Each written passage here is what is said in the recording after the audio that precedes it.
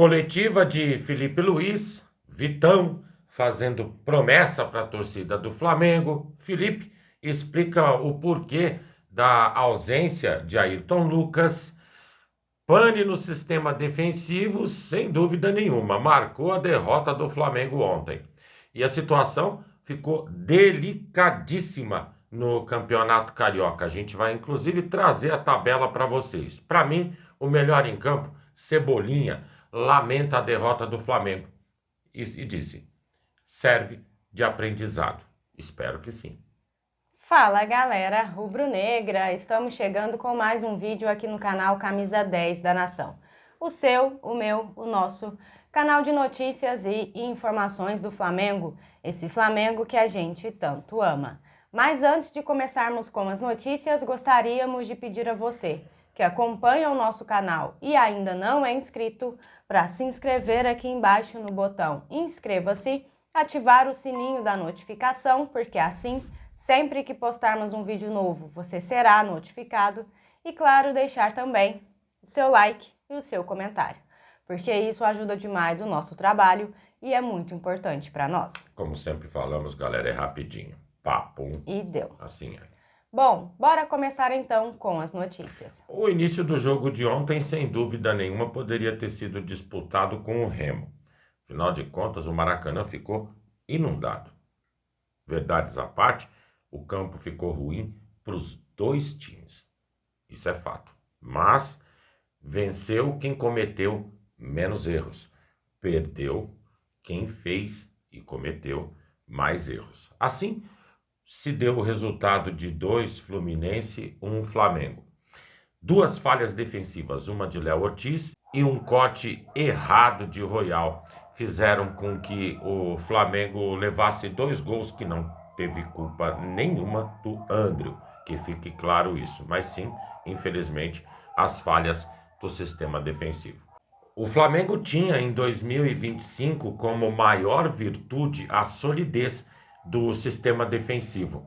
E esse ano, pelo menos nessa partida de ontem, o que ficou muito claro é que a falha bizarra de Léo Ortiz e também do Royal, a gente não pode amenizar, elas possibilitaram com que o Fluminense, que apesar de ter tido algumas oportunidades preciosas, principalmente por falhas nossas durante o jogo, fizesse os 2 gols. E assim complicasse e muito a situação do nosso Flamengo, que agora está respirando no Campeonato Carioca por aparelhos. Espero que surjam as correções e que o Flamengo se conscientize do problema que a gente está enfrentando nesse momento, né? E é um problemão, né? Grande. E é um problemão. Grande. Bom, galera, o Flamengo perdeu ontem para o Fluminense por 2-1 e se complicou aí, como o Carlos disse, no Campeonato Carioca. Após a partida, o treinador Felipe Luiz comentou sobre o momento da equipe e destacou o pouco tempo de treino nesse início de ano. Ele disse assim: hoje foi um jogo descaracterizado nesse sentido, sem elenco completo até nas trocas. Foi um jogo equilibrado, tivemos chances para abrir o placar, eles também, e acabaram abrindo. A partir daí, ganharam muita confiança, conseguiram fazer o segundo gol de escanteio. Mas foi um jogo equilibrado, resolvido nos mínimos detalhes. Talvez perdemos por falta de treino. Agora, amigos, o Flamengo vira a chave para a estreia no Campeonato Brasileiro na próxima quarta contra o São Paulo, às 21h30, fora de casa. E depois, no domingo, o time disputa o primeiro título da temporada, né? A Supercopa do Brasil contra o Corinthians lá em Brasília. O Felipe falou sobre isso e disse: a prioridade é o próximo jogo. Vamos começar o Brasileiro e a prioridade é vencer. A Supercopa é um título lindo, já temos 3. Com esse elenco, vamos tentar conquistar tudo. Questionado, galera, sobre o condicionamento físico dos nossos jogadores, ele explicou: a condição física a gente vai ganhando, competindo, ganhando minutos. Foi o caso de muitos que jogaram hoje, como Pedro e Bruno Henrique, 45 minutos cada um. Já estava combinado. Alexandro só ia jogar 60 minutos, o Varela só podia 30. Então foram trocas condicionadas, combinadas antes do jogo com a preparação física. Esperamos chegar contra o São Paulo com o maior número de jogadores perfeitos fisicamente. E nesse ponto, galera, eu queria levantar uma questão com vocês, que a gente discutiu bastante, inclusive, na live ontem, tá? O fator surpresa que não existe mais no time do Flamengo. Eu sei que é início de temporada, eu sei que são apenas 2 jogos que o time fez, mas eu não vou falar sobre desempenho, é sobre previsibilidade. Se as trocas, como o Felipe mencionou, já estão todas combinadas antes da partida começar, aí durante o jogo um atleta fica totalmente neutralizado, não consegue fazer nada pela marcação do adversário, só que ele não está na lista, naquela lista inicial antes da partida que ficou combinado quem iria sair. Ele vai continuar mesmo assim, mesmo não rendendo nada dentro de campo? O Filipe Luís vai seguir aquela tabelinha ali de substituição lá do início que ele falou? Isso deixa o time o quê? Muito previsível e fácil de ser lido. A gente vem batendo nessa tecla desde o ano passado. O Flamengo é um time previsível.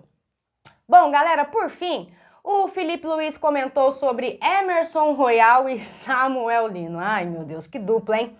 São 2 jogadores muito cobrados pela torcida. O Emerson fez um grande jogo. O Lino entrou bem contra o Vasco. Hoje, na minha visão, o Lino recuperou aquele 1 contra 1. Acredito muito nos 2. Bom, galera, sobre isso, vocês me desculpam, mas eu prefiro nem comentar essa fala do Felipe. E só tem um ponto aí a agregar. Carrascal. Fez uma grande partida contra o Vasco e ontem ele ficou preso nas linhas do Fluminense. Mas por quê?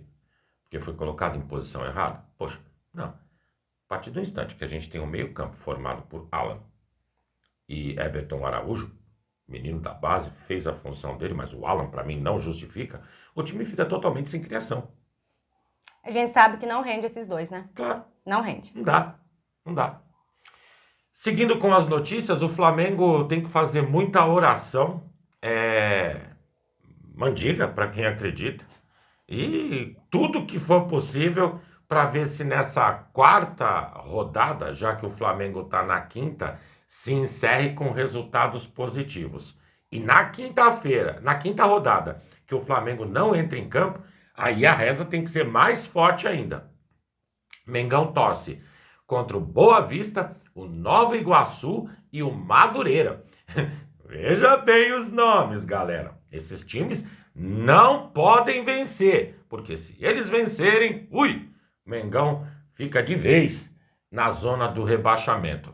A situação do Campeonato Carioca hoje está da seguinte forma, amigos. Botafogo tem 9 pontos, Madureira tem 6, Boa Vista tem 6, Nova Iguaçu 4, Flamengo 4 e o Maricá 3 pontos. Situação grave. Detalhe importante, hein? O Nova Iguaçu tem a mesma pontuação do Flamengo, só que com 2 jogos a menos. Sim. Que fique claro, tá, galera? Eu nem quis falar sobre isso para não aumentar a tensão dos amigos. Meu Deus, que fase. Que fase. Bom, galera, seguindo com as notícias, no segundo jogo como titular pelo Flamengo, Vitão conheceu a sua primeira derrota.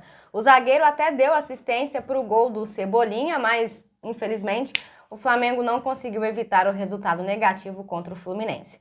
Após o clássico, o nosso camisa 44 comentou o seguinte: o sentimento é de tristeza, ninguém gosta de perder um clássico, mas é apenas o segundo jogo da equipe na temporada. Temos muito a melhorar ainda, vamos ganhar forma e as vitórias vão voltar.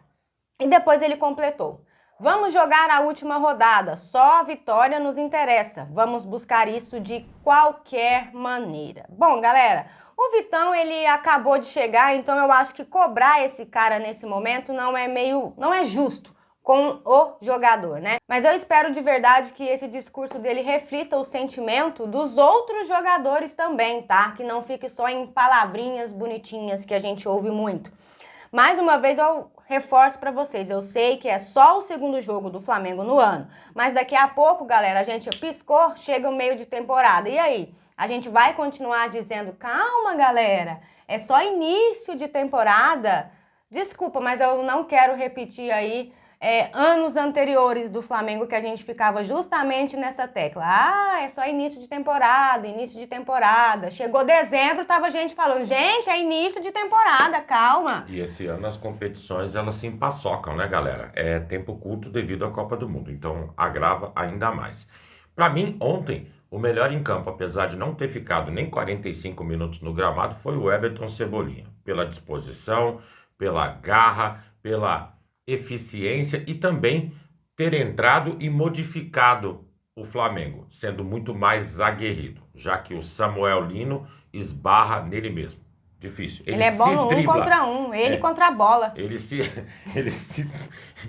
Vocês estão vendo, né, galera? Nem falei nada. Pois é, autor do gol único do Flamengo, que cravou inclusive o resultado final do jogo, na zona mista, ele falou sobre a derrota. Derrota difícil que deixa a gente em uma situação delicada no campeonato. Delicada seria até bonito, muito mais que delicada, né? Gentil. Fizemos uma partida boa contra o Vasco, obrigação. Mas hoje, infelizmente, não conseguimos ir bem. A chuva não é desculpa, porque foi ruim para os dois. Perfeito. Mas creio que o grupo irá conseguir superar essa situação e servirá de aprendizado para não cometer os mesmos erros que a gente cometeu.